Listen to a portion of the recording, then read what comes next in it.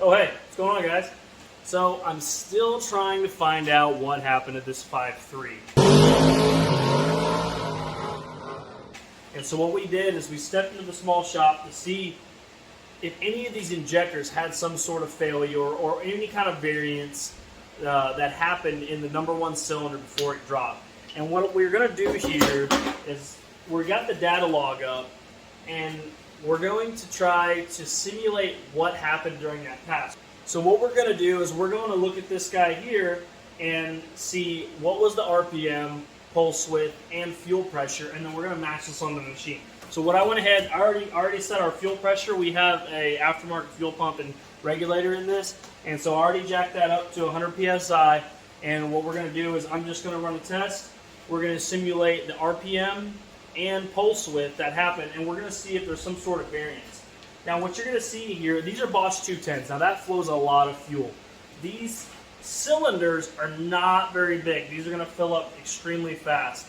So it's going to be a short test, but we're going to be able to see if there's anything bad going on, right? And what we have to do with these guys is, if you see I got this graduated cylinder here, this is to really get some static flow data or some really high pulse width data on a large injector that just it can't quite be crammed into this.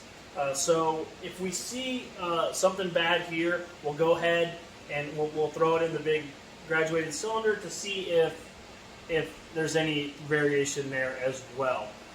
First things first, I went ahead and I ran these through an auto cycle, just kind of up and down. I wanted to get the fluid warm. It's important to get the fluid as close to a temperature as the gasoline that we're running.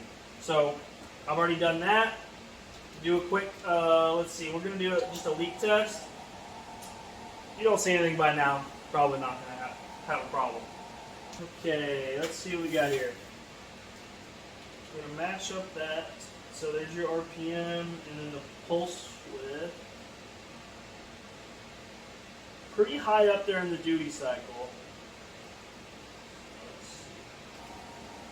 Alright, see how she does.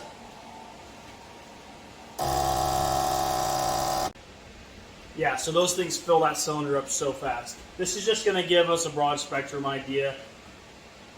This is 1, 3, 5, 7. It's going to be your left bank, then right bank, 2, 4, 6, 8. Our problem was in cylinder 1, and even running it through the tests, I kind of cycled it, and I wanted to see how it was spraying, if there's any uneven spray pattern. I jacked up the pulse width. I put the pulse width down just to see if I can get that sucker to fail. And obviously, you can see here, there's nothing going on.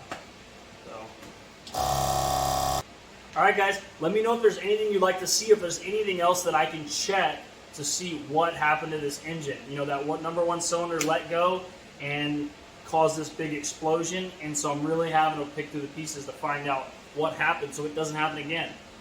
I also like to thank Brian Tooley Racing. They've been a huge help in the build, the previous builds, and the next build coming up. They're working on this with me.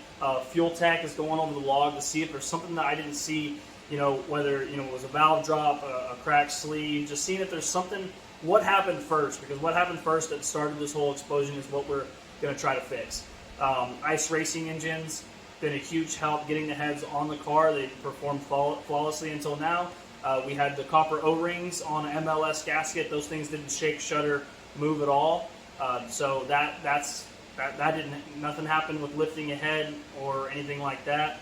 From what we can tell, timing was good and fuel was good, and the injectors here tested out just fine, as you can see here. And a huge help to my wife for just letting me do what I love to do 7 days a week, 24/7. You know, this is awesome. And then, of course, the guys, SoCal, my buddy Dave, always helping me out. And then this is our event. We put it on hold for a little while. Got a 2-year-old, but coming soon. We're going to do a real big event here at Little River Dragway once we get all this situation or this situation figured out. Once we get the race program figured out, we're going to have another event, and it's going to be awesome. So you guys let me know what you think, and stay tuned.